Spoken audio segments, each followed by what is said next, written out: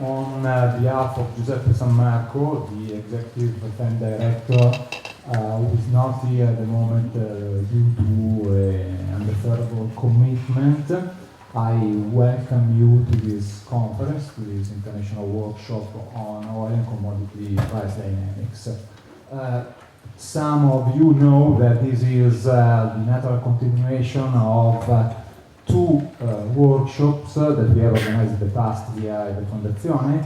One was in January 2012 on the role of financial speculation in the oil market. The second one was last year in May on oil prices, dynamics and trends. So this is the third meeting on those topics. Okay. As in the past, we have this sort of ambition, that is that of providing participants with, say, up-to-date, modern, high-quality visions about some crucial issues which are related to commodity markets, international commodity markets. And we have accomplished this aim, at least from my viewpoint, by gathering together, by bringing together, I should say, the very best of the academics, experts, and professionals whose expertise is in the field. Okay? As we see in a moment. Before starting with the conference, I should say a couple of words about the institution which is hosting this conference, the Fondazione Eni Enrico Mattei. FEEM is an institution which not only promotes but also produces high-quality research in three fields, energy, environment, and economics. It does that with the contribution of around 160 researchers among junior, senior, and associate researchers who work essentially on three main programs: energy on the one hand, sustainable development and climate change, and then energy and society, which is a brand new program. The researchers are located in three premises. One is Milan, then there is Venice, and another premises which is naturally, it is not possible to organize a conference like that without the contribution of our administrative staff. It is not possible for me to thank all the people involved in this conference. I pick up just one name as a representative of all the others, Laura Pellizzola, to whom goes my deepest thanks. I conclude with a couple of organizational aspects. As you know from the program, the conference this year is organized on 4 sessions, 2 this afternoon and the next 2 tomorrow morning. Each paper, each presentation has to last 25 minutes. After the end of each session, there is a buffer of 15 minutes devoted to general discussions and questions. This is what I have to say. It is with great pleasure which I give the floor to Dr. Leo Drolas. Dr. Leo Drolas, as I say, is one of those leading experts I was talking about. He has been, since unfortunately the center is closed, director of the Center for Global Energy Studies here in London. It's a pleasure for me to give him the floor. Thank you, Professor Manera. It's a great pleasure for me to be here. This is the third time I've come along. I must be doing something right to be invited again. And I hope this continues.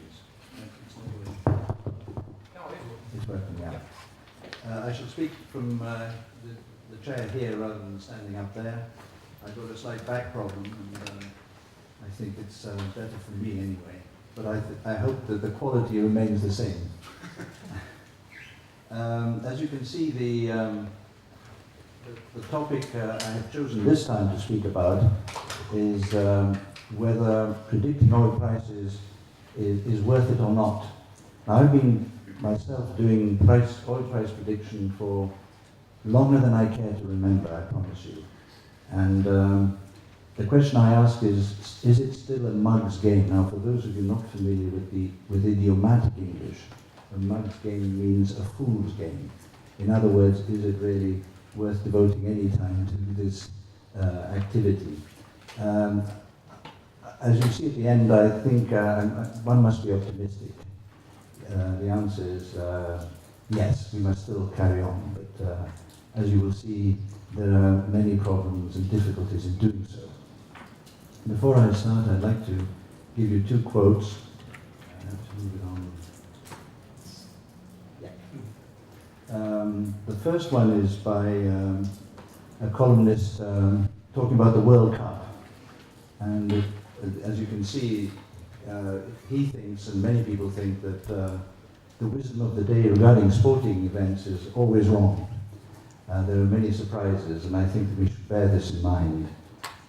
The second quote is from Thomas Piketty, I think it's pronounced in French.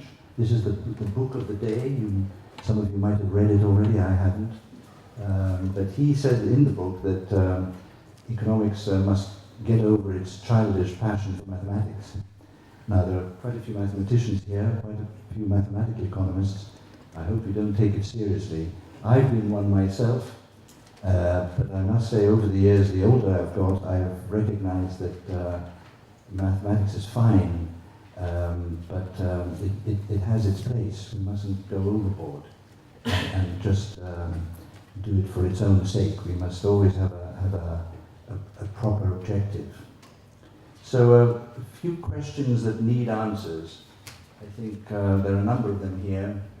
I'm going to be talking a little bit later about the consensus economics, but I've gathered forecasts that are produced commercially by this organization, Consensus Economics, and these are predictions that reach out. Every month they change them. They gather predictions from a number of people and organizations, and it's a good measure, if you average the forecast, of where conventional wisdom thinks prices are heading. Now, I will examine how reliable has this consensus view, the conventional wisdom, been. I will try to see whether the consensus view follows bandwagons, as many people think. Of course, in the oil business, there are many, you remember the famous Donald Rumsfeld quote, there are known unknowns and there are unknown unknowns, etc. So there are a number of known unknowns in our business, and have been for a long time now. OPEC's true output levels, the world's actual stock cover, Saudi Arabia's target price, these are all really unknown. The question is, does not knowing about these issues make oil forecasting an impossible task? Because these are important variables, important considerations. And of course, as Donald Rumsfeld pointed out in his case regarding the Iraq War, there are unknown unknowns, things that we don't know that we don't know. And in our business there are quite a few, mainly geopolitical questions. This leads me to ask the fundamental one, are past oil price movements and their determinants a useful guide to the future price, path of the price of oil? And is it worth studying it, as I said in my introduction? Economic theory, as you know, is going through difficult times because the assumptions in classical economic theory, anyway, about perfect competition, perfect knowledge, etc., and do not apply in our business, do not apply very often generally in economics. In our case, we have the classic issue of marginal costs driving the price of commodities and the price of oil, with certain caveats. This is one of the long-standing ideas, but of course, in our current situation, the oil business, it doesn't apply because the marginal cost of production, in other words, the cost of the most expensive oil is nowhere near the market price.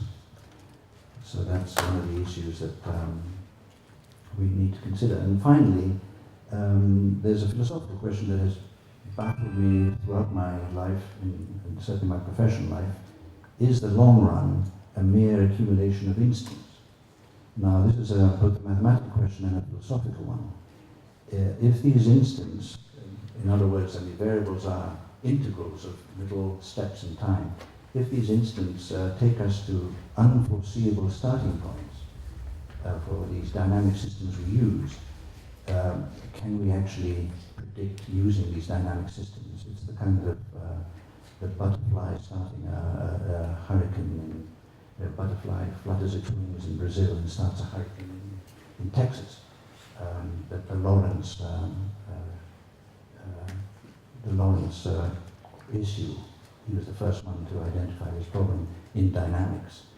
So these are deep-seated questions for me anyway, and during my presentation we try to see how we can explain it. Just to remind ourselves, this is the oil price narrative. These are monthly oil prices from January 2000 to April 2014, quite recently. And we can observe a very long surge upwards of the price due to the Asian economic miracle, if you like, and OPEC's diminishing spare oil production capacity. Then we have the 2008 surge in the price of oil, and then the crash that came because of started by the Lehman crisis, the Lehman episode, the collapse of Lehman Brothers. I put there up on the, as you can see on the screen, a speculative frenzy both upwards and downwards now. I personally have done quite a bit of work in creating a speculation intensity index. I think I presented it to you last year. And in my view, there is no doubt that speculation at the time, both upwards and downwards, this speculation intensity index, it was a reworking of Holbrook Working's T index, but with a subtle twist. This for me showed that there was a high intensity of speculation, but that came down after 2009 and then is at a very low level and has been for some time now. But we have here, as you can see, OPEC cuts that occurred at the beginning of 2009 and brought the price up again. Then we have the Libyan crisis, which is still with us, by the way, because Libya is still not producing oil, although production came up, and then it's down again now because of the internal problems that country has. Then in 2012 we had the whole sanctions on Iran story, which is still with us. And then we have experienced in the last 2-3 years a period of relative stability of the oil price at a fairly high level, certainly quite a bit above $100 a barrel. And some people have said that it's due to Saudi price management via judicious use of the amount of oil Saudi Arabia pumps into the oil market. And I think there's quite a lot to be said for that view. Of course, being at such a high level, these prices, they have caused damage to the world economy, and I think many people neglect this. Certain people in our industry think that it's a great idea to have oil prices at 110 or whatever, and say, oh, but they're stable, we shouldn't worry, the world can absorb this. Well, it seems to have done, but it's doing a lot of damage to economies that are not very robust. Large parts of Africa, parts of Southeast Asia and Asia. So this is not a laughing matter, it's a serious issue. So before, maybe if we can have a quick look at this question I raised before about marginal cost of production. When I was with the CGS, we put a lot of effort into trying to see what are these costs. When I say marginal costs, and actually in this case we're using fully built up cost as the measure. And there are a number of examples here stretching from Brazil's subsalt fields to Canada's oil sands, both subsurface and integrated with integrated surface mining and upgrading. Some Norwegian North Sea fields, in Russia, West Siberia with chemical enhanced oil recovery, coming all the way up to US shale gas, and I think Vincent Kaminsky will give us quite a lot of detail, I believe, later on the next session on the costs of producing shale oil. etc. But in all this work, we didn't find anything about $60 a barrel, fully built up cost. Now, we've got to be careful here because in our work at the CGS, we did not include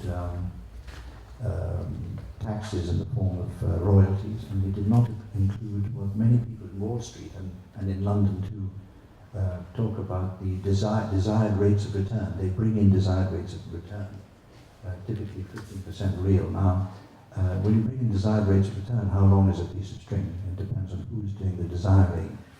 And for that reason, we took that out. So these are what I would call classic costs, fully built up costs of developing and producing oil. So as you can see, none of them exceed $60 a barrel. And we must remember that there are hundreds of millions of barrels of oil, mainly, of course, in the Middle East, costing not much more than $15 a barrel fully built up.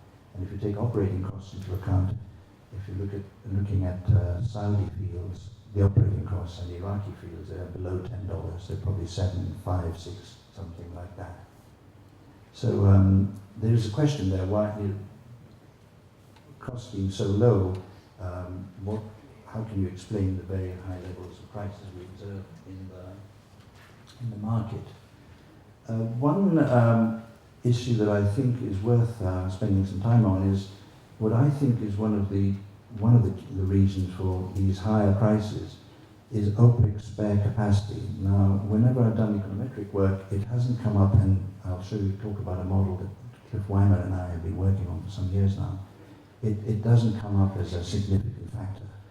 But nevertheless, I think that the econometrics might not show it, or the dynamic systems, but you can't ignore it. And this is what worries me sometimes with using econometrics and economics in our business. Here you have OPEC's, the OPEC 10, these are the core OPEC countries, excluding Angola and Ecuador, who came in later. These are the core 10 countries that have been around for decades. You have two columns there, capacity of these 10 in 1998, capacity in 2013. You have the increments there, the percentage increases or decreases, etc. What I'd like to draw your attention to is the total figure. In these 15 or so years, the OPEC 10's capacity increased by only 3 million barrels a day, whereas world demand in that period, in those same 15 years, increased, as you can see up there, by 17 million barrels a day. A very large increase in absolute terms of world oil demand. What this means is that OPEC's spare capacity as a percentage of global demand has decreased from 5.2% in 1998 to 2.7%. So now you might think that that's not much, but going 5% spare capacity in industry is already considered fairly tight. Industries very often, especially oligopolistic industries, have much higher levels of spare capacity. But to go from 5%, 5.2, to 2.7 is quite a change, and in my opinion, it is a significant factor. Before I leave this graph and this table, I'd like to point out to you, and you might have read it already, that Libya and Venezuela's peak average annual production, I'm talking about annual average production, occurred in 1970. Kuwait's in 1972, Iran's in 1974, Iraq's in 1979, and Saudi Arabia's average peak annual production capacity in 1980. I mean, they have reached higher levels in various months, but not as an average. So here you have these peaks of all of them came more than 30 years ago, and two countries had a peak over 40 years ago. Now this is, in other words, these countries that have a lot of oil and a lot of cheap oil have not really invested in producing this oil, apart from Saudi Arabia. Saudi Arabia is the only great exception to this. And they have been carrying spare capacity at high levels for a long, long time. So excluding Saudi Arabia, the rest, for various reasons, because of civil war, because of sanctions, because of this, that, and the other, because of their own lack of investment, this has been a significant consideration in the world economy and the world of oil. So now coming to the consensus forecast. Here you have very quickly the consensus forecasts are in the blue lines. They've been done at various times. You have the date of the forecast and the price of oil at the time the forecast was made. These are monthly, by the way. I've just taken snapshots here and there. I didn't have the full record of all the monthly forecasts going back so many years. But talking about the 2007-2008 crisis, the surge upwards in the price and the decline, you can see that the consensus forecast didn't change much. Most people thought that even when the price was rising, even when the price was much higher than the actual price, than before, the consensus didn't change much. And when the price started collapsing, even then the consensus forecast remained higher, much higher than the price at the time. For example, when the forecast was made on the 27th of October 2008, the price was $63 and it had been falling.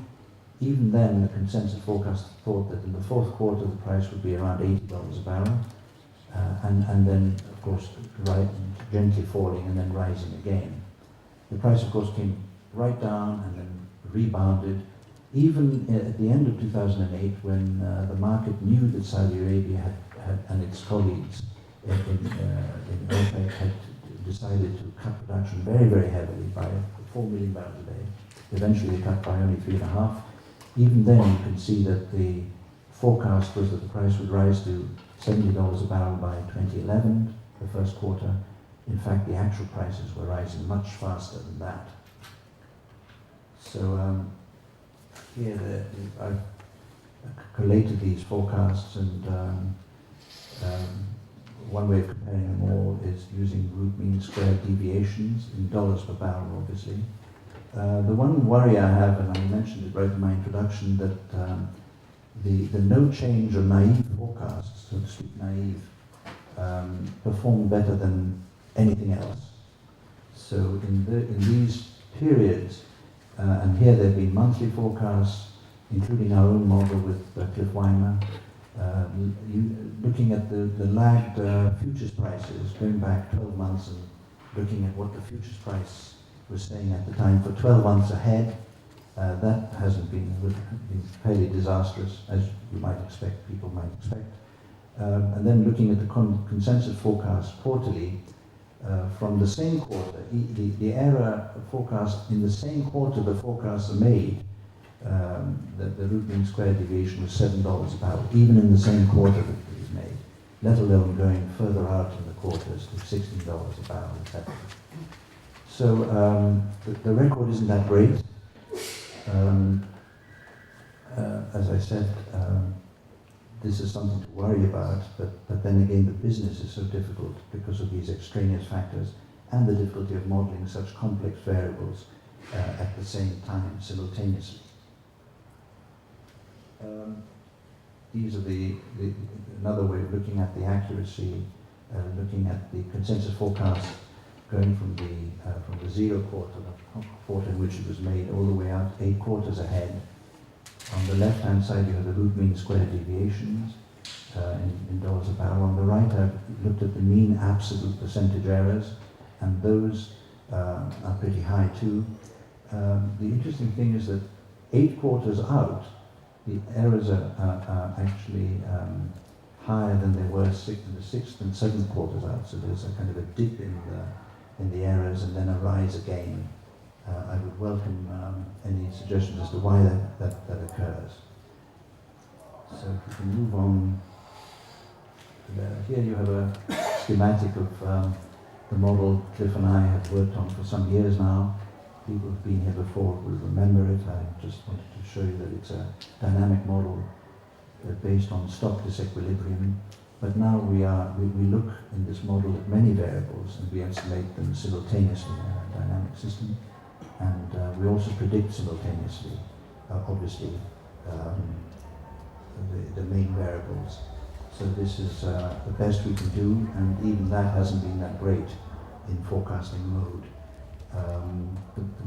In forecasting mode, we recalibrate it, we restart it, we reset it every 12 months. Its record is not that great on prices. The forecasts are much better on the demand for oil, the supply, OPEC production, etc. But remember, you're predicting a whole string of variables. So if I may move on to the current situation, there are a number of factors, and the reason I'm showing you this table, if you like, of uncertainty is that the uncertainties are great. Whether world economic growth will accelerate or weaken, whether the turmoil in the Ukraine will affect or not affect Russian oil exports. It hasn't done so far, but it might do. Libyan oil production, will it fail to recover or will it manage to recover? The agreement with Iran regarding its nuclear program, will it be reached, will it not? These are all factors. Iraq, whether it will be willing or unwilling to constrain its production. The US tight oil revolution, will it continue or not? And Saudi Arabia, will they still worry about $100 oil or not? These are all factors that impinge on the oil market, but they are highly uncertain. And these are the known unknowns I mentioned earlier, but there are unknown unknowns, the left of field factors, the factors as they call them in the United States. Like, for example, I thought of something completely off the top of my head. Conflict in the South China Sea escalating, a nuclear incident involving North Korea, a pandemic, the eventual establishment, this is a crazy one, of a caliphate in the Middle East, and so on and so forth, Al-Qaeda, etc. These are, by definition, unknowable, and they are unpredictable. Just to wrap up now, for what it's worth, if I may have the next one. Yeah, no, that's fine. These are my own forecast for the next futures on the 30th of May. The orange line is if you constrain output, OPEC's output, it's maintained at 30 million barrels a day.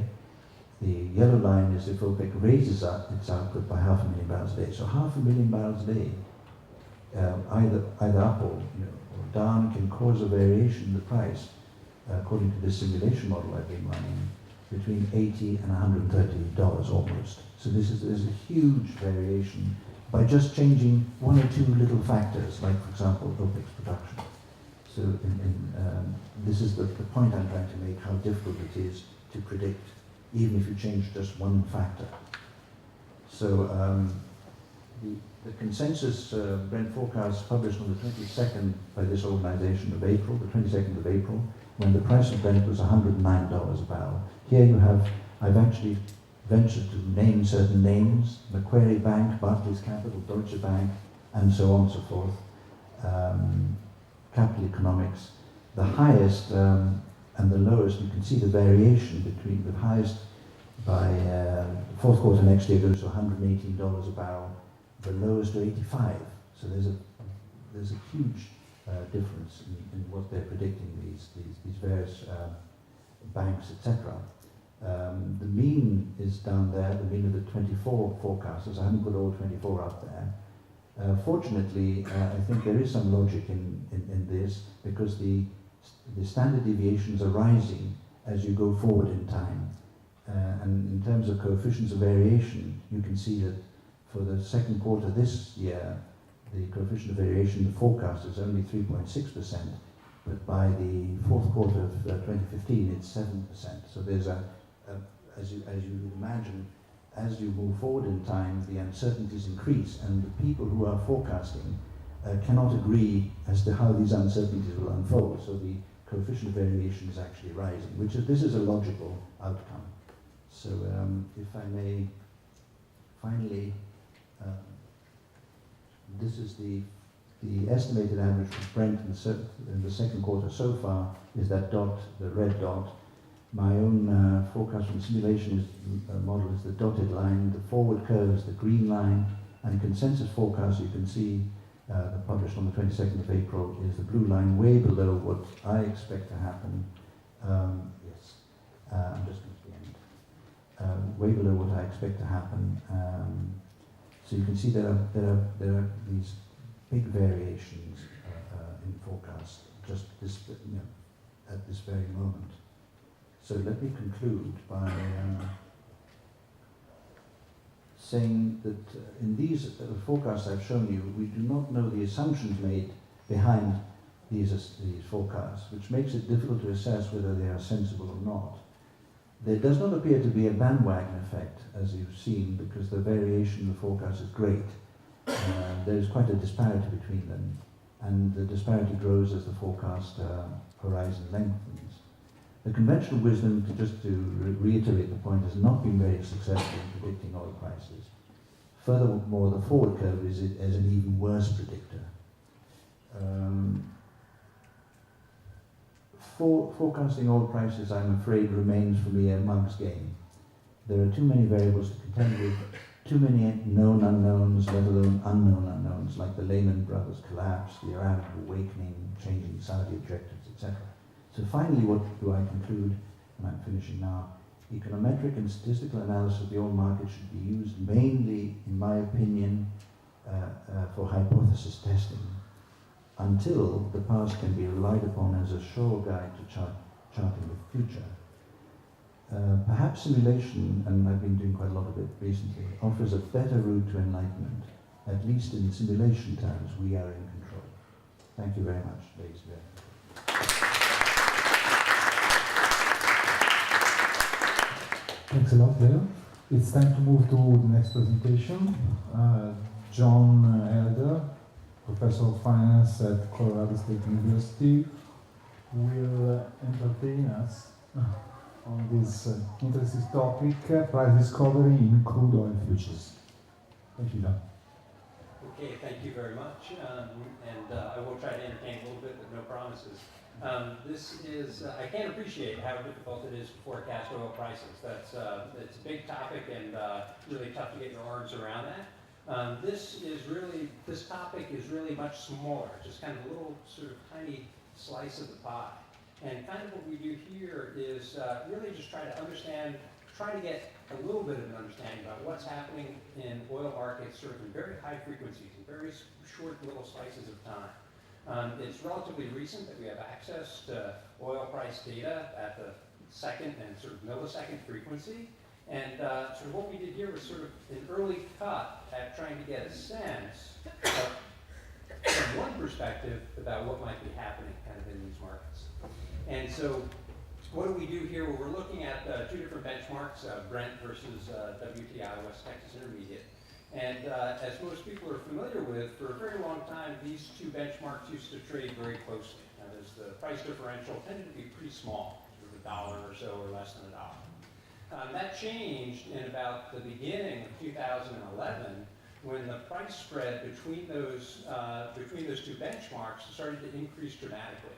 And it's actually hard to make this picture look confusing, but we managed to do that. And it's just a very simple picture. Let's see if I can get this going here.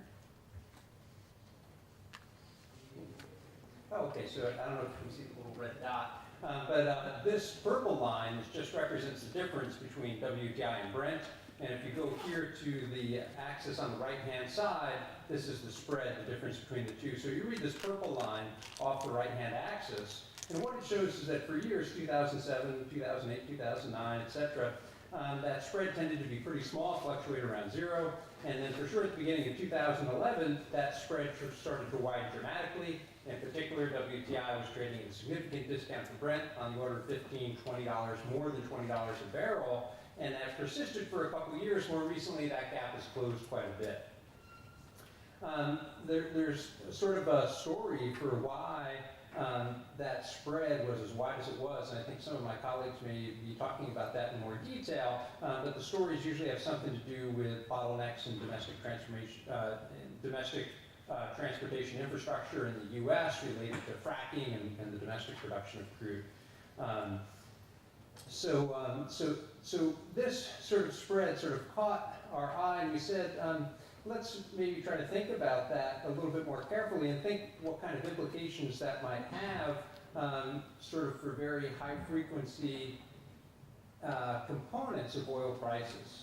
And so what we were doing is something that is actually pretty common in other aspects of financial markets. We're looking at something called price discovery. And so what do we mean by price discovery?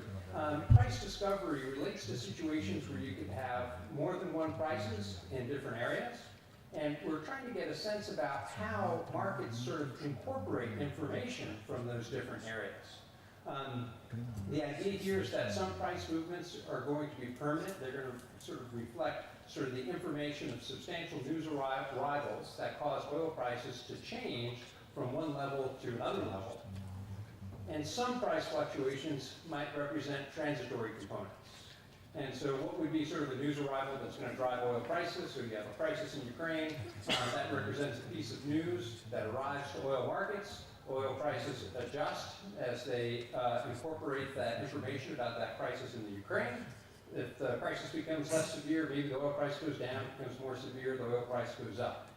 And so that news information about that crisis represents kind of the arrival of new information. The extreme example of a transitory change in oil prices that's not related to news is sometimes what we call bid-ask bounce. And so in markets, for example,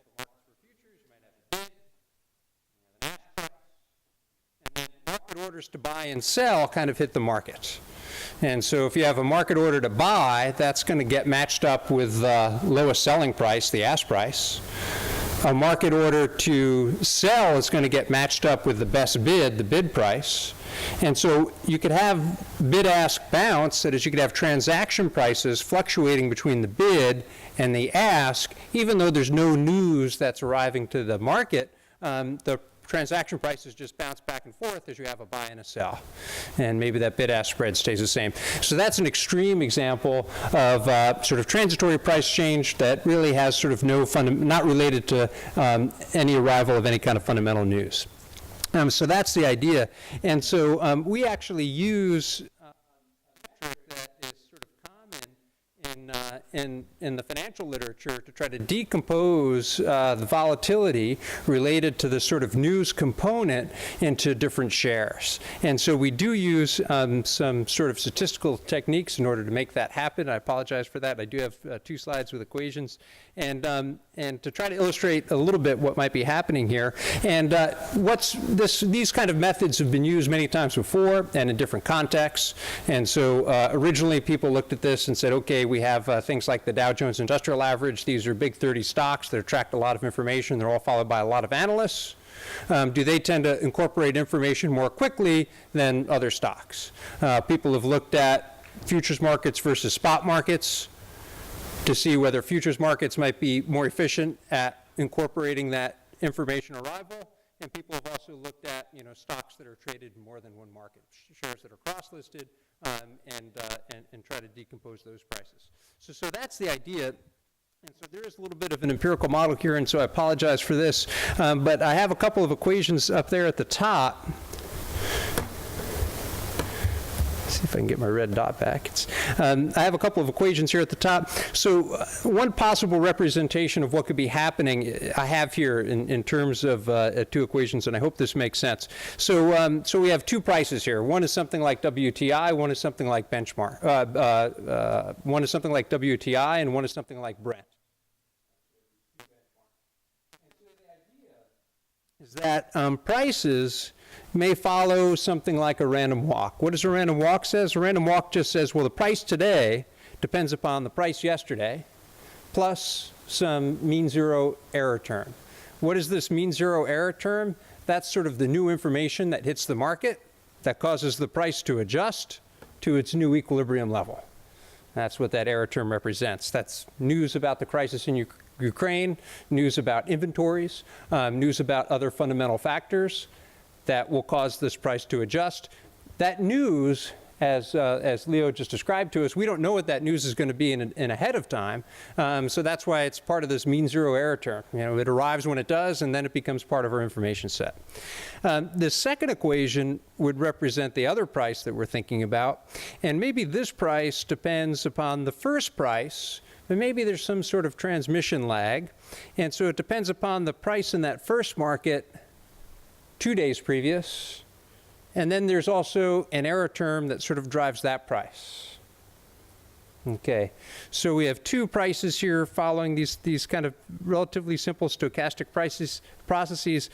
What can we do here? Well, if we solve backwards, we can illustrate some principles about what's happening. And so this first equation that we said depends upon the price yesterday plus this error term, you could kind of think about taking this equation and kind of keep solving backwards, where the price yesterday depends upon price 2 periods hence, plus the news, the previous period. And you can keep iterating on that, and you're going to get an expression that looks like this, that looks kind of messy, but intuitively it should sound kind of reasonable. It says, well, the price today just depends upon whatever that initial price was, plus the accumulation. This is just the sum of all these news events that have arrived. Okay? The sum of all these news events, and that certainly makes sense, right? We have this price that's being driven by fundamental factors. It's been 100 days. We have 100 different news events. Well, the price in the 100th day is just sort of the sum of those 100 kind of news arrivals. And so that's what we get by solving backward. The second part that is less obvious is if you take the second price and solve backward, you actually get sort of this common news component that showed up in the first price, as well as some components that are transitory. I could represent things like this bid-ask bounce. So what does this tell us? It says, well, these prices may not, they're in two different markets, they're related to the same commodity. They don't go too far from each other because the second price depends upon the first price lag twice, plus some kind of error term that's going to represent the segmentation between those markets. They don't ever get too far away from each other. And when we look at what's driving them in the long run, they're both kind of driven by the same common factor, these kind of two summations, these big news events. Okay, so that's one way to kind of formulate or think about the way things might be happening. There are other kind of formulations that also sort of seem kind of reasonable. And that is maybe there's sort of one price that is the common unobserved efficient price. And then the markets themselves tend to be a little bit different, and they kind of move around that sort of common efficient price. Okay, so that kind of sets the stage of the type of issue that we're thinking about. And then I apologize for this one slide, but there's no reason to go into detail. We can kind of formulate this a little bit different, and it gets into an area of econometrics that many of my colleagues, of course, are very familiar with. What we're talking about is a system of two prices that are known as what is known as co-integrated. Co-integrated means they kind of move together, but they never get too far apart. Well, it turns out that if you have this kind of co-integrated system, you can back out and get that component that I just described, kind of the sum of these news arrivals. And these news arrivals represent sort of these permanent kind of shocks to price, the kind of the news as it arrives. And then there's also this transitory component. Well, what we want to try to think about doing, and there's kind of very well-established statistical tools to do this, is take that permanent component, all those news arrivals, and try to decompose that component into innovations that are coming from the two different markets. That is it the case that maybe in Brent, that's where these news kind of first appears, kind of in the price of Brent, and then later it kind of shows up in WTI, so WTI kind of follows Brent? Or is it the case that it kind of shows up first in WTI, and then Brent tags along later? So that's the type of thing we're trying to think about. And so we have this thing called the information share. So really we're just going to take something like a variance or volatility and then decompose it among these two markets. Okay, so that's what's happening. And so the equation looks pretty messy, but actually when we look at sort of the output, it gives us something that's very easy to process. It's just a proportion. We can get a number like 60 and 40. Well, like 60% of that permanent component is coming from this market, and 40% of the permanent component is coming from this other market. So that's what's happening. It turns out that we do have to do a couple of tricks. This information share is going to depend upon how that variance is decomposed. Because the prices tend to be correlated, they tend to move together, we have to do a particular type of decomposition. So we can't really settle on one number. and say that the information is 60, we're going to have a lower bound and an upper bound, and say the information share in this one market is somewhere between sort of 55 and 65, something like that. So that's what this information share does. I said there were 2 slides with equations. I lied, there were actually 3, but I didn't. I was reluctant to admit that at the front. And so, but that is it. Those are the 3 slides. And so what do? We have data at very high frequency, and this is kind of new, and it's fun to get the opportunity to play around with it. We have data that's timestamp at the second and actually the millisecond frequency. And so we have 5 years of data from 2007 to 2012. We have data on WTI and data on Brent. WTI trades electronically on the CME. It also trades in open outcry sort of pit markets from 9 to 2:30 p.m. Eastern. And then we also have data on Brent futures, which trades on the ICE from 8 p.m. to 6 p.m. the following day. Because of the type of work we're doing, we want to make sure that we have contracts that are trading frequently. So we take out some charts, we look at the time periods when these contracts seem to be trading frequently. And essentially from about 3 a.m. Eastern to about 2:30 p.m. Eastern, the volume and trading in these contracts tends to be quite high. So as I mentioned, the first 4 years we have transactions price time-stamped at the 1 second frequency. And then from 2011 and on, we actually have transactions that are time-stamped at the millisecond, thousandths of a second. Okay. So that's our data, and we are going to use some economic data to help us sort of refine what we see here. And so here's just kind of summary table that describes some of the data that we have. And so on the left-hand side, you can see that we have the year, 2007, 2008, 2009. And what I've boxed in the middle is just sort of the average oil price. You can see WTI was $75 in 2007, and Brent was not too far off. The difference between the two, quite small, about $1.50. In subsequent years, that difference between WTI and Brent stayed small until 2011, really the end of 2010 and 2011, where that difference started to become quite large. And then on an annualized basis, about $15 a barrel difference between the two. Okay. And then we have some data on volume. So these are the information share calculations, and I thought the results I thought it was a little bit interesting. You know, here is WTI. It's trading sort of at a significant discount. Maybe it's no longer a world benchmark, right, because it's representing something different due to frictions that are going on within the United States. Maybe it's the case that that's not the benchmark that traders concentrate on so much, but when we did this sort of information share decomposition, it still seemed to show that a lot of that kind of information tends to be incorporated first in WTI.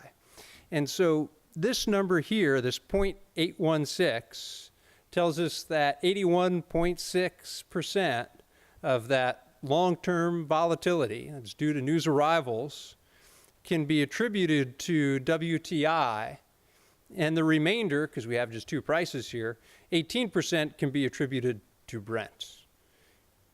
Okay, and then we try to think about, well, could there be various things that are going on that could potentially cause us to attribute too much information to WTI? So we kind of played around with the data a little bit.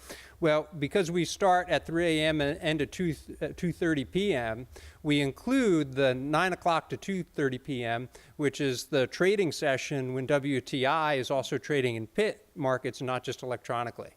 And so so we separate out the pit and the non-pit, and still it looks very similar. It looks about 80% of that information share is kind of loading up on WTI. So that causes us to feel pretty good. So then we tried a couple of other things to try to kind of break this out, tease this out, to see if there might be other things that we need to be concerned about. So one thing that we thought might be pretty important would be if we could pull out days in which oil prices tended to be particularly volatile. And so in an earlier paper, we had looked using this sort of same high frequency data, when do oil prices tend to move a lot, at what times of day? And we can identify those big moves statistically using a procedure that's known as jumps. And so what we saw, and this is kind of a graph from that other paper, the times of day when oil prices tend to make big moves, well, they're marked here. There's about 4 big spikes, and they're marked in Eastern US time. There's 4 big spikes. This first move at 5:05 a.m., I'm told that's 5:05 Eastern is when a lot of European news is released. So that's that interval between 5 and 5:05. So we had aggregated to kind of these 5-minute intervals. 8:30 to 8:35, well, that's when a very important U.S. news announcement is released. In particular, the first Friday of every month, the U.S. releases the Employment Situation Report. The Employment Situation Report has kind of 200 data points about the status of the labor market in the U.S., and a lot of that information doesn't appear elsewhere in U.S. data. That is, it's very hard to infer what's going to be in the Employment Situation Report. It tends to have information that's kind of new and different relative to other news releases. And so the Employment Situation Report would include non-farm payrolls, the unemployment rate, and that's released by the BLS at 8:30 every month, the first Friday of every month. And so sure enough, oil prices react quickly and swiftly to that news announcements, and jumps tend to be concentrated in that interval on the first Friday of that month. We'll also have a big spike here at 9 o'clock. That's easy. That's when the pit opens for trading for WTI. And we also have a big spike that is a lot of movements in oil prices around 10:30, between 10:30 and 10:35. And so what's that time? Well, that's the time that each week the EIA releases their data on inventories, sort of domestic inventories of oil. And it turns out that that has a lot of information content for oil prices as well. And that evidently is new information to traders. And when we try to identify these jumps, there tends to be big moves around those inventory releases as well. So those are the 4 time periods. The 2 that are related to economic announcements are the Employment Situation Report and the DOE Inventory Report. Those are the 2 time periods that are kind of clustered around macro announcements. So then what we do is we kind of looked at this kind of information share idea and then tried to break it out and say, okay, well, let's look at days when we have these big news announcements and days that we don't.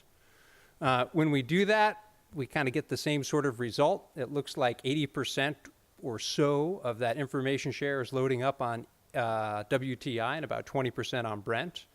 And so this is the sort of same sort of graph, kind of looking at days of the DOE release and days without the DOE release. We do the same sort of thing as I described with the Employment Situation Report. The Employment Situation Report, also we know that that moves oil prices, and then we can also break it out into the pit and the non-pit days, and we still get kind of the same result. About 80% of that information share kind of shows up in WTI. And then the big question was when that WTI, when that spread between WTI and Brent became large, and WTI was trading at a substantial discount, was it the case during those time periods where traders maybe were putting less emphasis on WTI, no longer this world benchmark, maybe concentrating more on Brent, and that turned out not to be the case. And so here we've separated it out into days where the spread is positive and days when the spread is negative. The days with that negative spread are mainly going to be the end of 2010 on through the end of our sample, and also that information share is about 80% or so.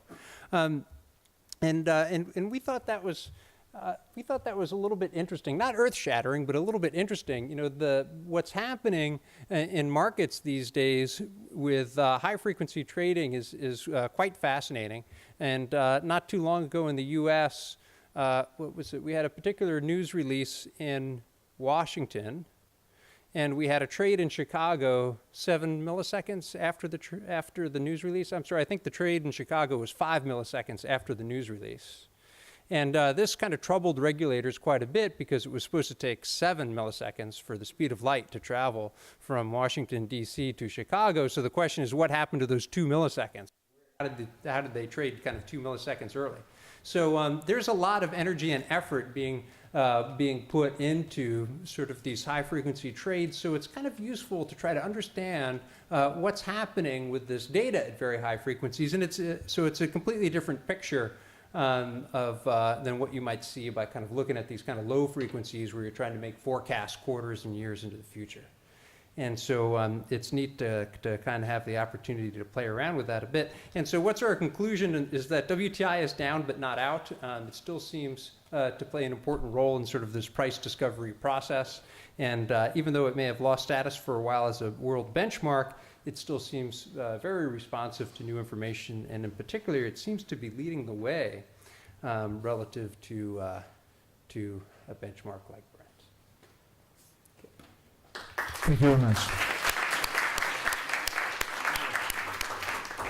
Okay, it's time now for Bassam Fatou to step in. Dr. Fatou is director of the Oxford Institute for Energy Studies. We'll talk about causes and implications of shifts in financial participation in oil markets. The floor is yours. I think I'll be fine.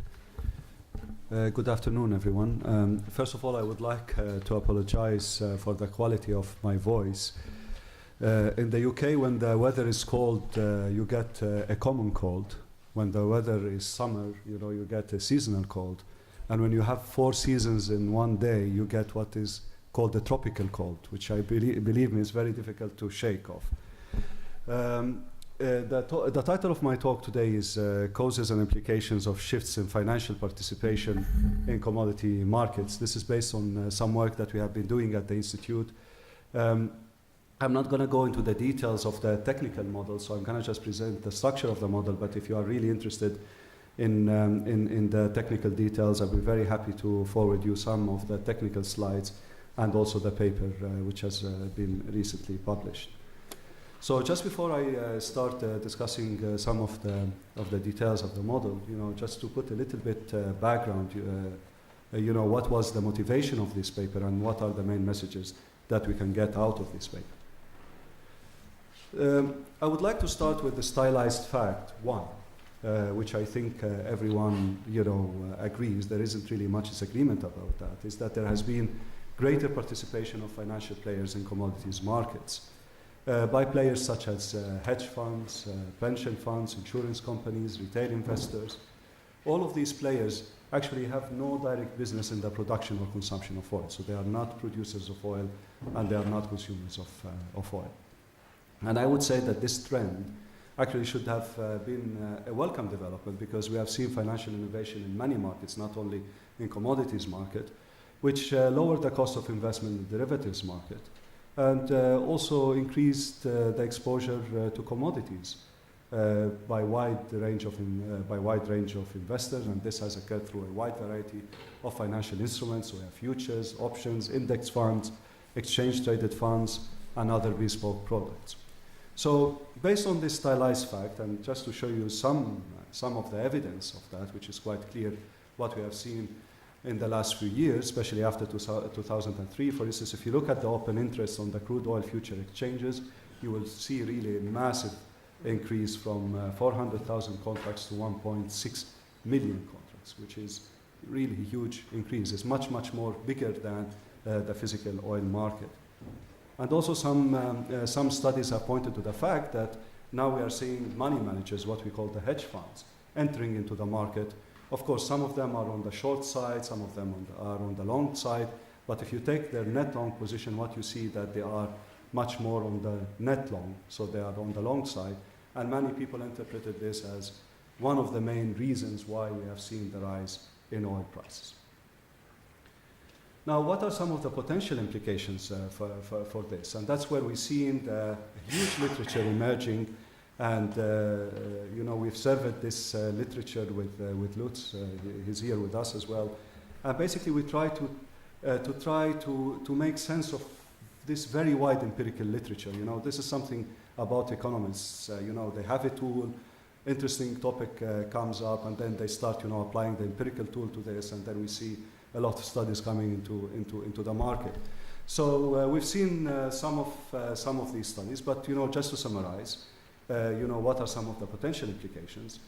Some people would argue that as a result of financial participation in commodities market, we're seeing greater volatility in the spot price. Others have argued that there's been an increased price movement between crude oil prices and financial assets, such as stocks and bonds. A third is also an increased price movement between crude oil and other non-energy commodities market, such as you know, iron, you know, some of the studies that we're going to hear about tomorrow, also food. Financial players' investment strategies, preferences, degree of risk aversion, and financial constraint can impact future markets. We have seen some very interesting studies in focusing particularly on this aspect. Some people would argue that as a result of the participation of financial players, we have seen a breakdown in the relationship between oil prices and inventories. In the past, we used to have a very nice relationship. Whenever inventories are high, prices are low. This relationship broke after 2005, and some people attribute this to as a result of participation of financial players in commodities. And finally, some recent work is also looking at increasing the mutual causality between current spot prices in the future, and price for delivery in the future. Now, as a result of the recent price movement, and as I said, also influenced by some of these studies, we have seen some of the regulatory responses coming into the market. There has been a lot of concerns among policymakers that actually those speculation and financial player activities can distort the functioning of commodity markets, and this actually can have also some adverse consequences on consumers' welfare. And of course, they have reacted by introducing wide range of regulations. These regulations are taking place both in the US, in Europe, but they're also part of a global effort as part of the G20 and others. Now, I don't want our paper to be interpreted as it's against regulation per se. You know, the paper is really not about that. However, what the point that we're trying to make in the paper is that it's very important to understand what is the problem first before you start designing regulation. And what is the regulation trying to solve? Because if we really don't understand the problem, you know, we'll not be able to come up with accurate or, you know, some regulatory measure to try to solve the problem. And I have to say that talking to regulators, they're still not very clear what the problem is. Okay? Nevertheless, regulations are still coming through. So that's why we argue that appropriate regulatory action should be consistent with both theory and evidence. And this evidence actually should come from commodities markets and not from other financial markets. This idea that you can look at other financial markets and borrow from other financial markets to apply to commodities market, also I think this is quite dangerous. And why I would say that? Because, you know, sometimes regulation can result in unintended consequences. For instance, we could have lower liquidity, we can have some derivative markets dominated by few players, and this actually can result in increasing the cost of hedging. And I have to say, unfortunately, that we are already seeing some of these effects. Some of the players are exiting the market, we're seeing liquidity going down, and if you talk to some of the physical players, also the cost of hedging has been rising for them. So this is actually the motivation. That's why we came to, you know, to try to make sense of all of this literature and try to come, you know, with trying to test the financialization hypothesis. Basically, the question that we're trying to answer is, do underlying shifts in the financialization produce changes in the commodity prices that match the size and the direction of the actual observations that we saw in 2008, 2009, you know, when prices had very sharp swings. We experiment with structural financialization changes. Well, at least in our paper, we define what financialization is. Because if you read this broad literature, it's really not clear what financialization is.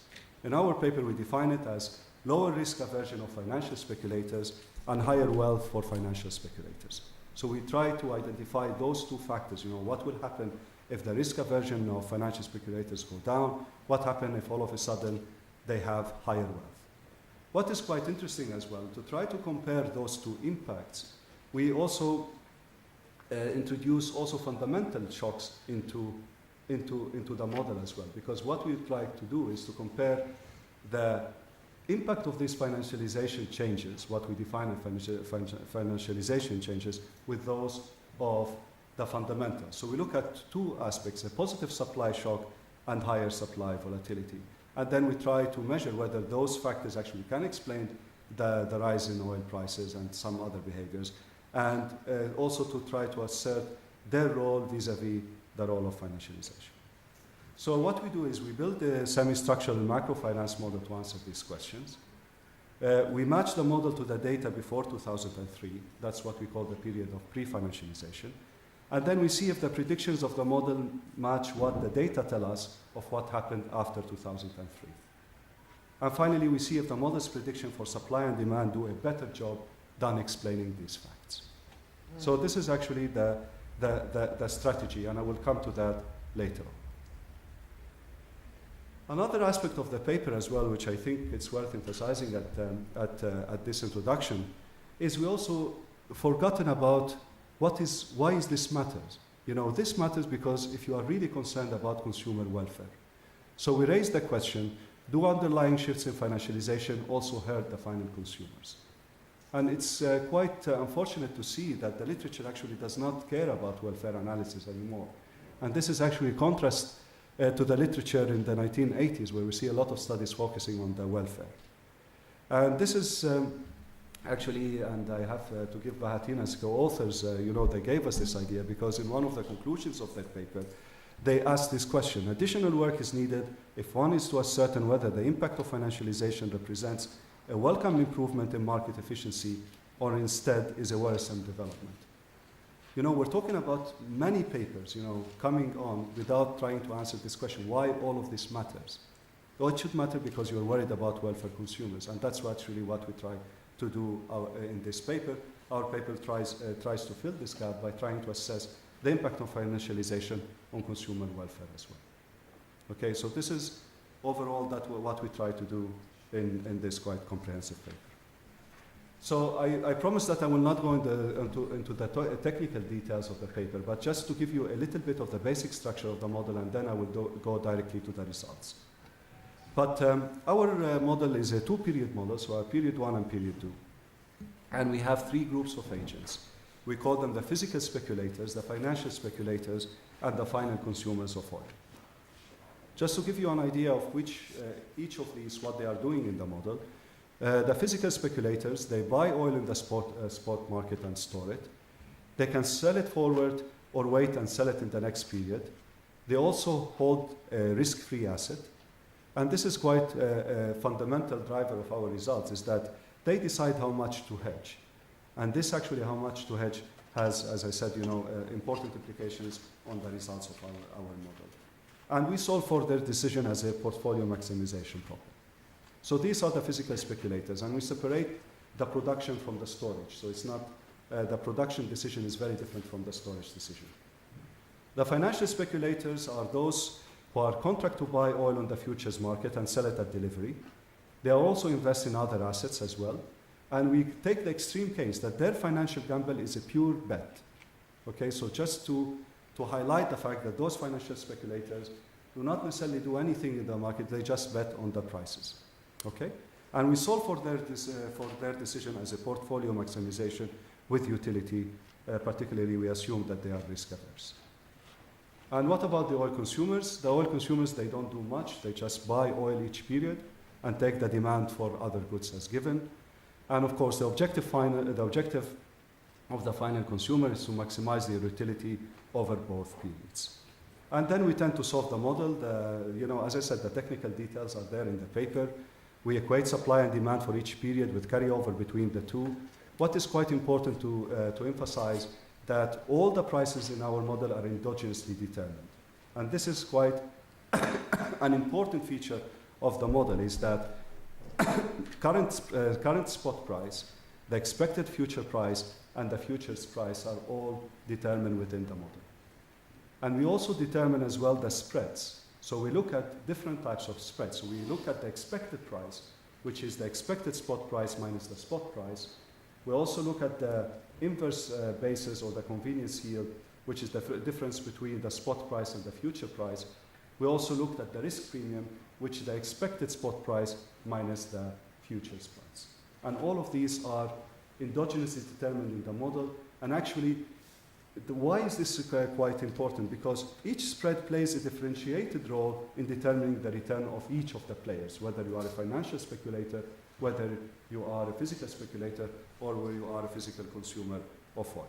And that actually stands contrast to the empirical literature that always tries to link financialization to the price level. I think what is not really well recognized is that the returns to these players actually is in the form of the spreads. It's rarely in the form of movements in the price level. Okay, that's what they focus on is in terms of spreads rather than on price levels.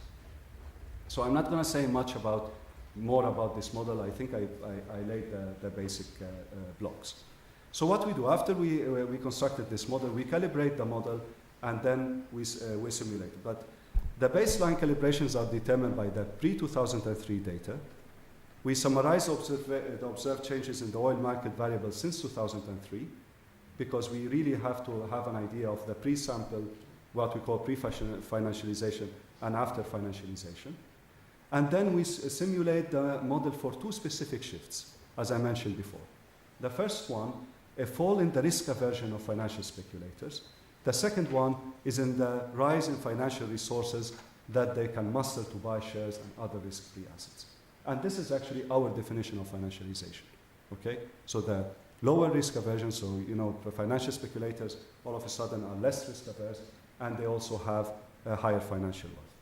However, we also include control variables. So we allow for more expansive net supply.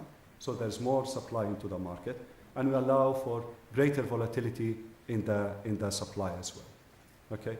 And these are actually independent of the preferences of purely financial intermediaries. So they're acting as a control variables. Okay? So we test a some element of the financial hypotheses, and those are the ones which are listed here. So I really need to rush a little bit because I only have 10 minutes. Okay, so let me go directly to the results. I'm not going to present all of the results, just to give you an idea of what the paper finds and what the paper does. Okay, so the first one, we look at financialization and financial participation. Remember, the experiment is what we are trying to do is we're simulating a lower risk aversion, okay, and we're simulating more net wealth for the financial speculators. And then we're trying to see in this slide, for instance, what is the impact on financial participation. What we find is that actually lowering financial players' risk aversion raises oil futures investment. So they become participate more in the market. Okay? And if you increase the net wealth of financial speculators, also you see a positive effect that in the sense that they participate more in the in the derivatives market. Okay? However, look at the effects. The effects actually are quite small. If you compare these with the fundamental factors, you see that the impact is much, much higher. So, for instance, if you have a 5% more net supply into the market, you will see that the financial participation in the market actually increases a lot. And this is actually not a surprising result because when you see changes in the oil market fundamentals, the return for the physical speculators will change. And as a result, if you think that the financial speculators are there to match what's happening on the physical side, then they're likely to adjust their position. And when are likely physical speculators to react the most is when you see real shocks.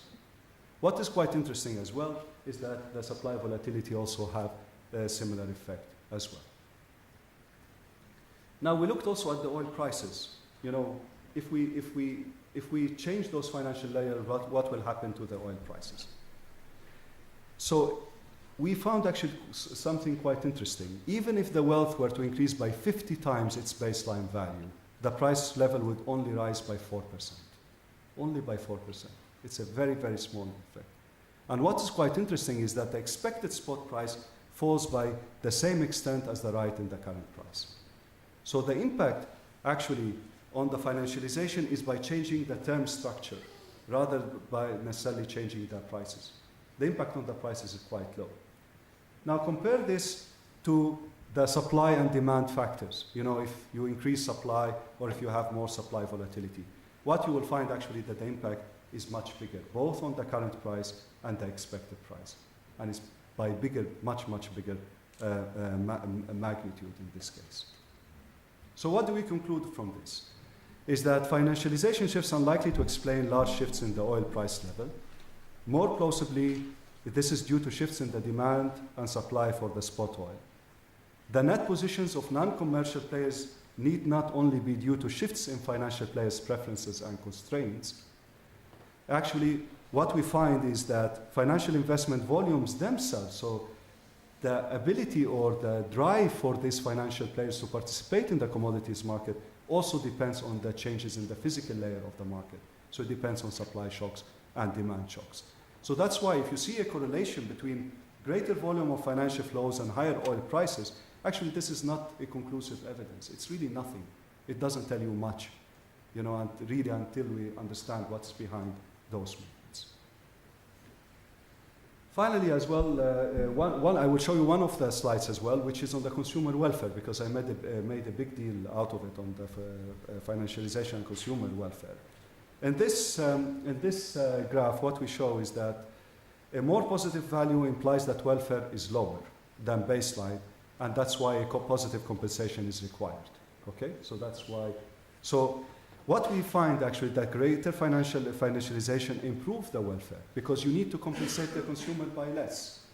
Okay, and this is as a result of risk aversion falling or wealth falling. This is actually what we define as financialization.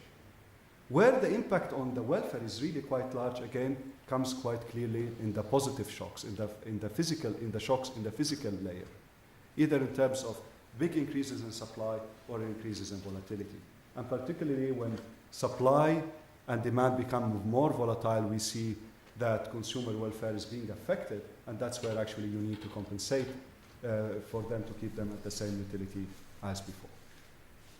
So let me draw some conclusions.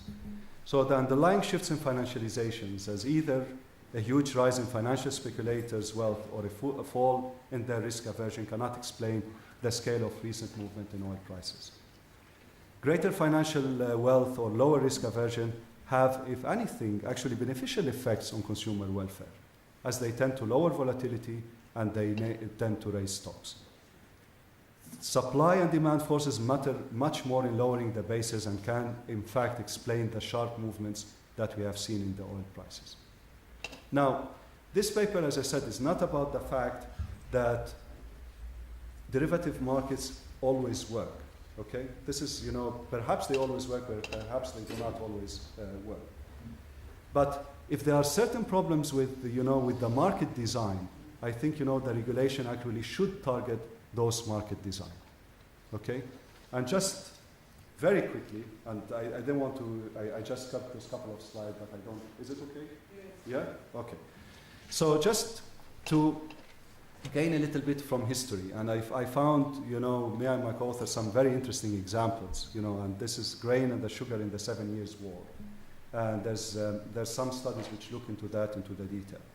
And I'm just quoting here, Berlin grain prices rises in August 1761 and falls by 75% between May and August 1763, following the signing of a peace agreement in February.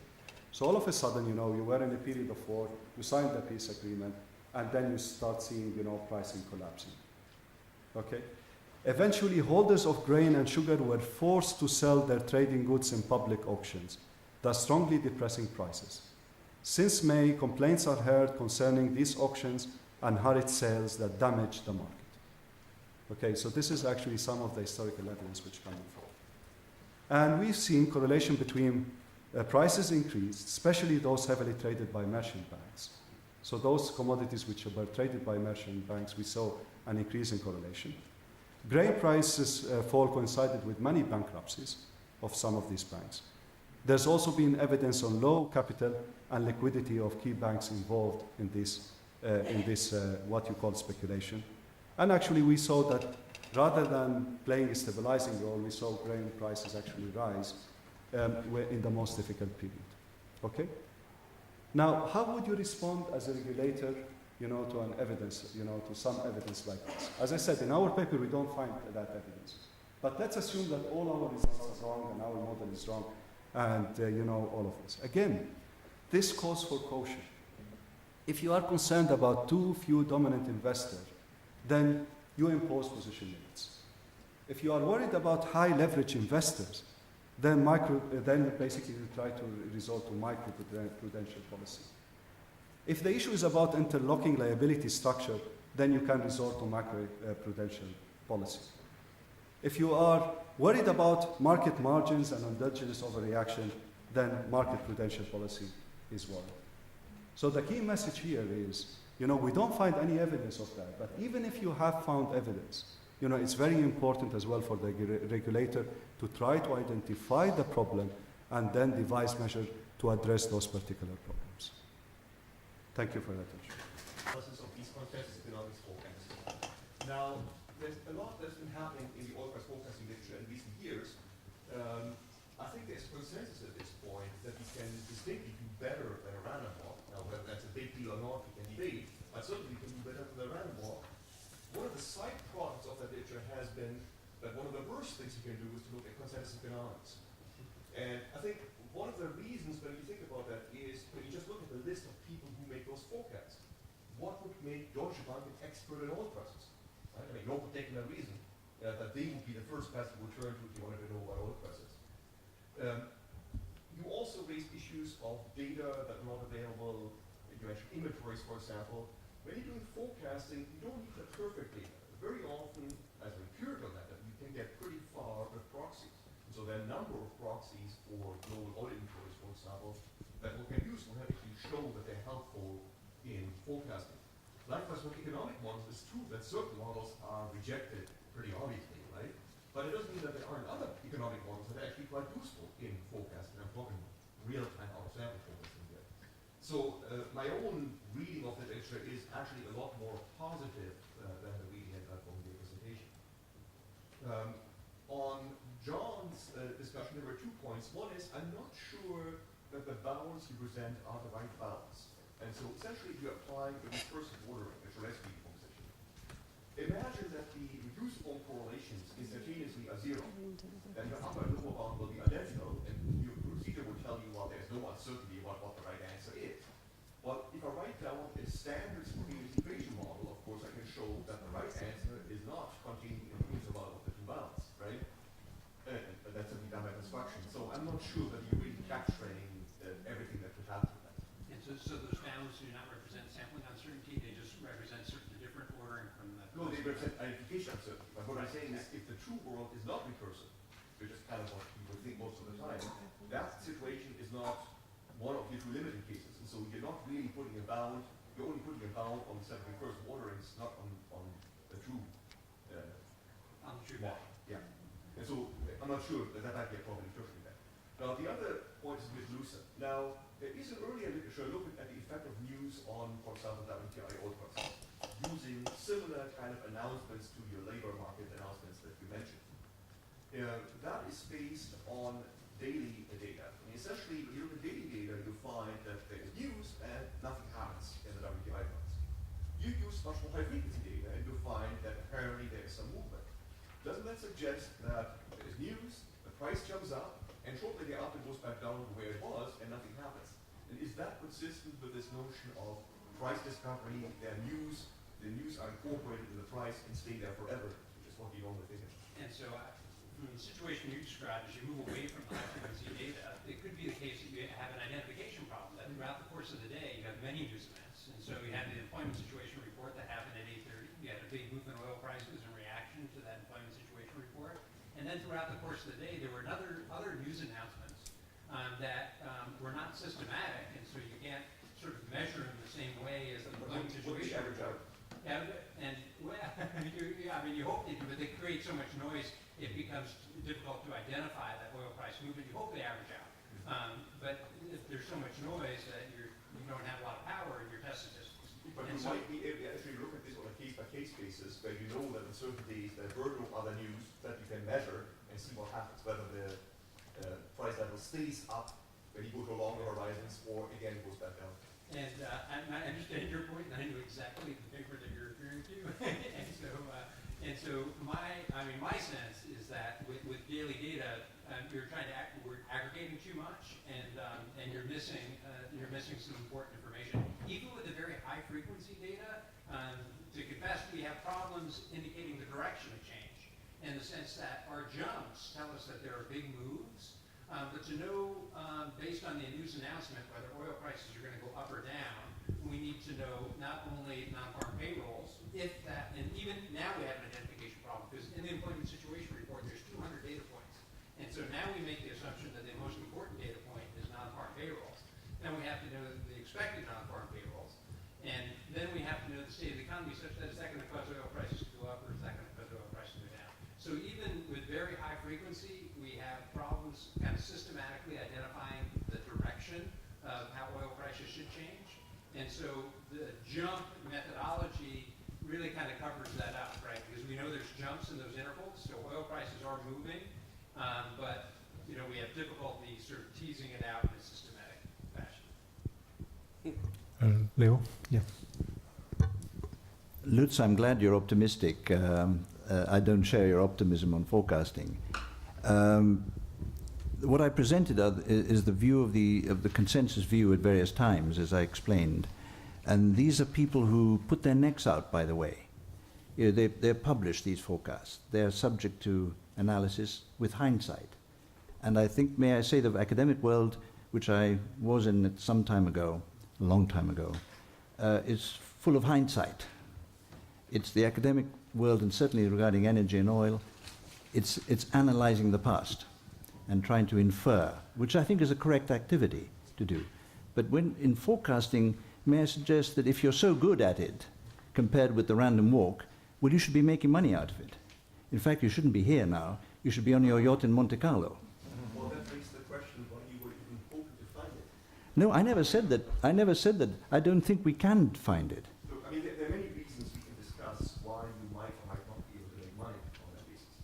But if you're playing the game of can I beat the random walk, right? I mean, you can assess in a real-time focusing setting whether you can do that, which, by the way, is no different from what you did. And all I'm saying is, whereas you came back and you told us, I tried to assess the phenomenon and I couldn't be even change forecast. No, I didn't say. I said they couldn't. And this is these. Yeah, exactly. That's what I had in available.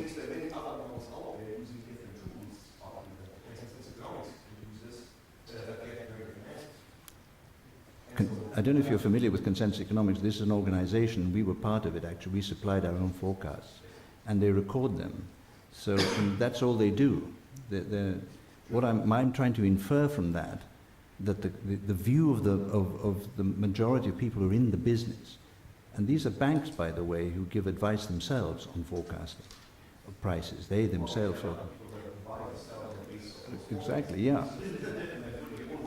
Well, some of them were proprietary trading, were involved in, as you know. In fact, a lot of them are, and now they're getting out of it. So presumably their own organizations took some cognizance of what their own people were saying. That's all I presented. And my argument is subtler and more elaborate, which is that, is it worth doing this exercise anyway, given the unknowns that we face, the known unknowns, and the unknown unknowns? This is the original question. I think I still stand by my view, that it's a mug's game. Sorry? Sorry, I don't understand. Restricted attention to one very Only, specific. only because these are forecasts that encapsulate the view of a lot of people who are in the business. I took it as a representative. Now, if you have some hidden model that you are doing very well with, then you should keep it to yourself, as they say. Well, it's too late. It's too late for that. Sorry? It's too late for that. It's already published. And I'm not just talking about myself, right? I mean, there are lots of people who have worked on that. And so we know that those models over a much longer time period than you were looking at, if we look at over 20 years, right? We're systematically doing better on average. By the way, our model with Cliff Wyman goes back to 86. I don't know if that's long enough for you. Well, we can talk about that. The problem with 86 is that in some cases you will not be able to generate forecasts because you don't have data, right? So for certain models you can't do that. And so we had data for all the way back there. For all the variables we had to deal with. Well, I mean, suppose you want to do a, I don't know, 12-month futures forecast, you won't get data because they don't exist, right? That's one reason why people don't do it. But my point anyway is there are other models out there that one could look at, and I think the answers might be quite different. Okay. Batin? I have one question for Leo and one comment for Bassum. Leo, I'm not quite sure why there are large differences between your marginal cost estimates and other organizations like IEA, SERI, or NEB. For example, NEB and SERI forecasts about $85 to $95 for Canadian oil sands integrated stuff, and then $80 to $85 for surface one, including the capex, of course, energy aspects, which Bassum writes also. Without capex, they put some marginal cost estimate for $72, and if I go back last year or something, when oil prices went down, I mean, Western Canadian Select less than $70, and some companies shut in basically, and my guess is what you call energy aspect or other what you call marginal cost estimate much can be explained by that one. And Bassum, you mentioned, I know you didn't mean, but I just want to make sure it is understood. Financial open interest is much larger than physical market. That's not true at all. You know, basically, let's say that 1.6 million open interest. That is for 10 years, right? Because if you look at, let's say that nearby contract open interest is about 300,000. You have to multiply that one by 1,000 barrel, and then divide by 30. That is 10 million barrel. American consumption is about 18 to 19 million. So it's only half of the what you call physical market. So we cannot say financial market is much bigger than physical market. Of course, you can include that swap contract and also all this stuff, but still financial market is much smaller than physical market.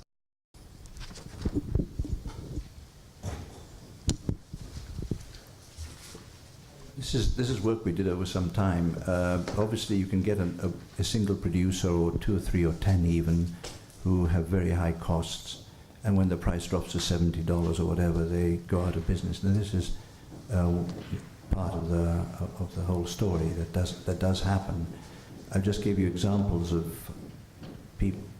cases that we looked at, and we couldn't figure out why they were more than $60 a barrel in the literature by the IEA or other SERI, for example. Part of the reason might be because they include other items like royalty payments and taxes, by the way, corporation tax, that raise the fully built up cost. So that's one example. And the other, as I mentioned when I was speaking, is the desired rates of return. Now, in some cases, some companies might have them up at 30% in real terms. So that would add a lot to the costs, as I suggested when I spoke.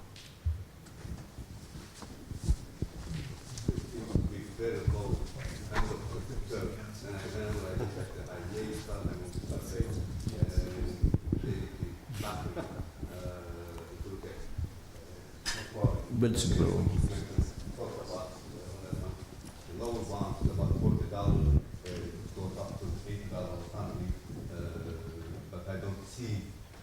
Some figures less than $25 for Canadian oil sands. almost impossible, even if you include those stuff, because it is close to 82 to 90,000. Anyway. No, Bahatin, well spotted. You know, if you want to be picky in first month, second month, third month, do the calculations. Absolutely, you're fine. And I think we mentioned that in our paper with Lutz. But the point that I'm trying to make is that, you know, you can create as many contracts as you want, and you could have you know, multiple contracts, multiple sizes of the physical market. Still, you know, our results are really not affected by that. There's a question by Charles. Thank you. I'm making a comment, and then I have a question for Leo. And the comment is, my sense is that spot prices in Canada for Albertan crude are in the range of $75. So the $60 estimated marginal cost doesn't surprise me at all. I think that probably is just about right, given costs, taxes, and so forth that Leo didn't include, and maybe some sort of measure of scarcity rent. But sort of as a side point here, the heterogeneity in prices at point of delivery might go a long way towards masking the sorts of things that Leo was hinting at.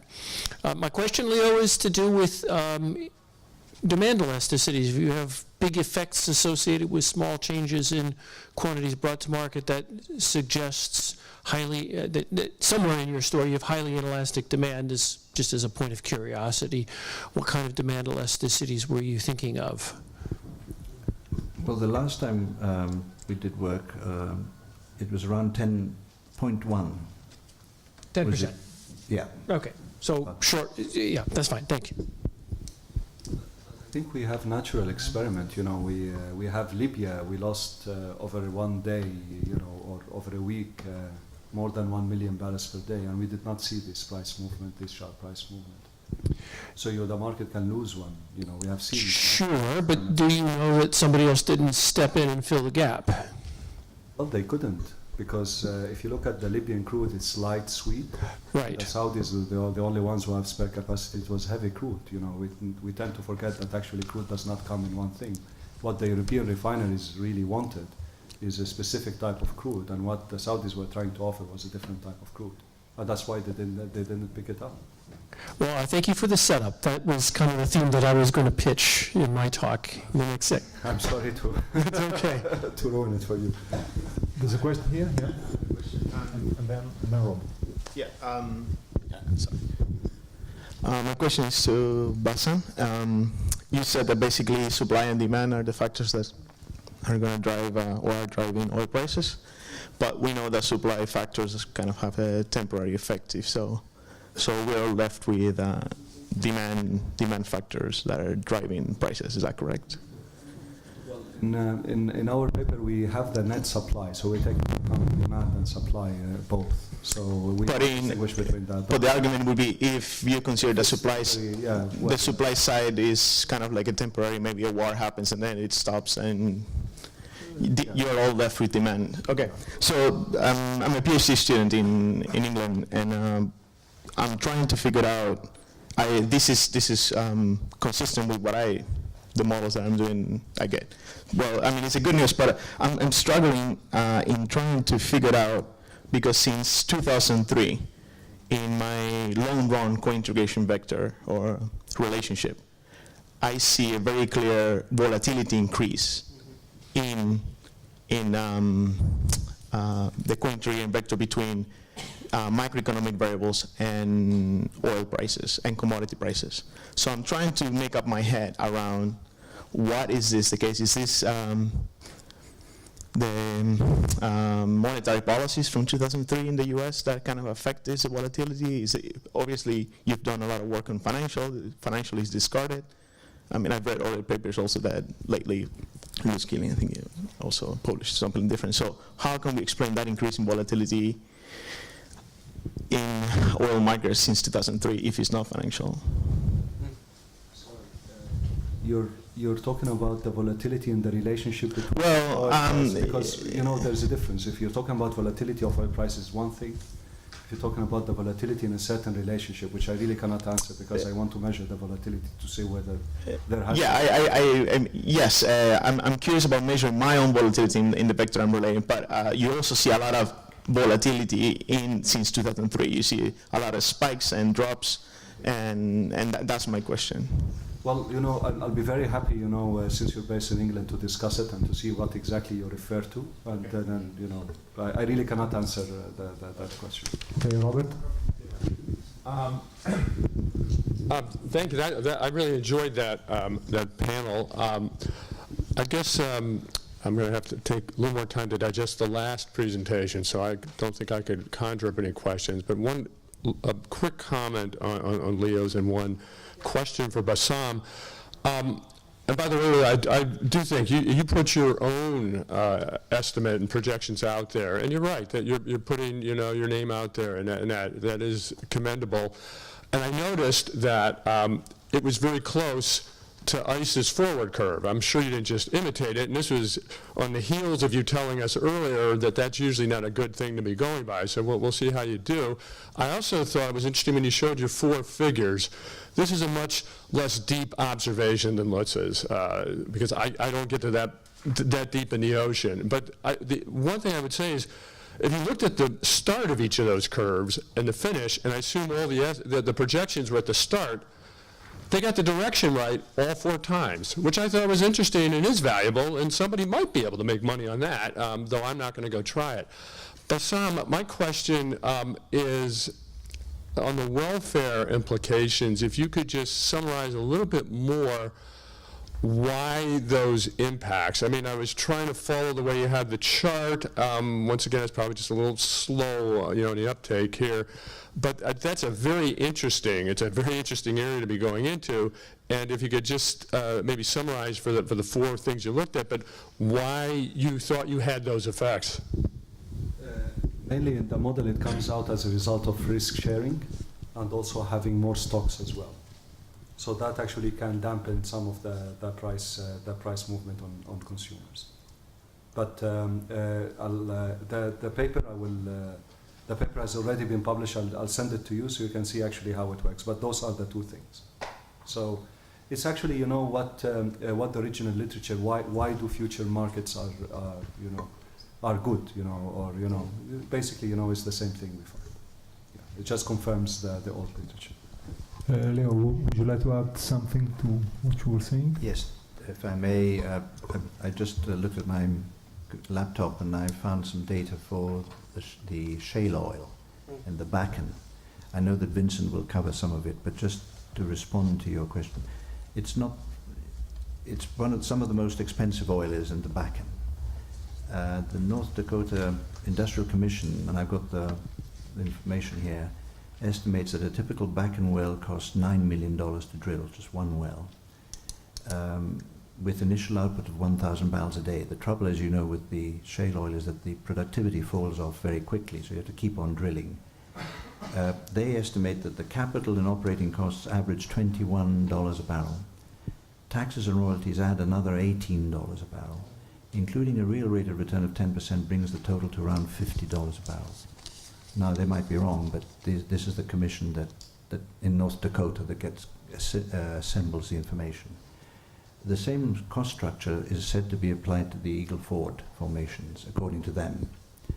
Rogers Oil and Gas Consulting, a private company, conclude that the average break-even price for U.S. plays is between $64 and $64, and the Canadian formations 58.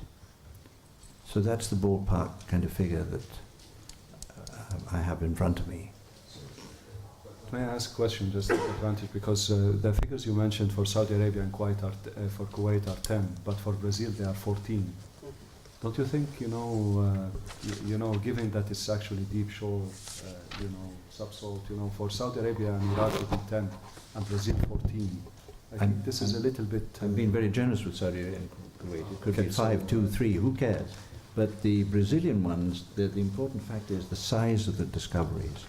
The Lula field is a typical example with fully built up costs of $14 a barrel because it's a 7 billion barrel field. And the upfront costs are enormous, but if you spread it over the full, the lifetime of the fields, you come with that kind of figure. The point I was making is much more general, and I reiterate it. When the price of oil is 110, or 109 today, or whatever it was, and these marginal fields, so-called marginal fields, are way below that. There's something there, but there is an answer, but it's not in a traditional economic sense. It's if you apply the marginal cost not of production but of supply. The key here is what price does Saudi Arabia need to supply an extra barrel. So it's a subtle change in the meaning of marginal supplies. And that, in my opinion, gives you a very good clue as to what's happening today and why the price is up there. Just time for just a quick question. Yeah, so there seems to be a subtle difference between the marginal cost and the cost of producing the marginal field. How much can we trust those numbers? I mean, my sense is it probably works in the opposite direction. It will rather push down the numbers. But are these in some loose sense, average costs? And it's not quite clear whether it's short run or long run or medium run, or what that means. Well, as you know, in economic theory, if you don't deal usually with the short run with these kinds of issues, you do with the long run marginal cost. And for decades in oil, the theory was, the idea was that the long run marginal cost is lower. So in fact, it's a decreasing cost industry. And this held true until the 70s. And Julian Simon, you know the economist, no longer with us.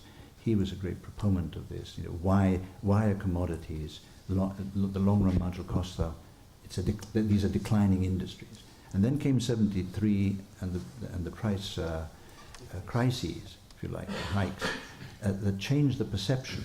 And now we're into a long run rising cost industry. So my general point was that you have to seek for different meanings of marginal cost, to switch from production, which is the traditional way, to the countries that are supplying the marginal barrels. And these countries have different objectives. It's part of their fiscal objectives rather than pure commodity producers. Because we talked about shale oil and other forms of oil. A lot of that discussion seems to be about the average cost, where it's not quite clear what that average exactly refers to. And so I was wondering whether there is a natural way you can use this to map this into some long-run marginal cost number, for example. Well, you gave the answer. The way is to treat, there should be, in theory, marginal cost. But if you add the cost of supplying that extra barrel, of producing, if you like, or supplying it in a long-run sense, that is what they refer to. So it's not strictly a marginal cost, but it's a long-run supply cost, if you like. Okay, I was lying. There is another question, but it should be the very last one. Understood. Yes, I just had a response to the gentleman asking about the increase in volatility 2003 onwards. I think in order to say that, I think you have to look at the volatility of the underlying unit of measurement, which is typically the US dollar. And we tend to talk about oil prices as if the US dollar was a continuing and stable unit of measurement. So I think if you look at US fiscal and dollar policy during that time, you'll see some fairly dramatic changes in that itself. And also that period, 2003 onwards, coincided with a period with I think the longest continuous piece of post-Second World War global economic expansion that we can point to.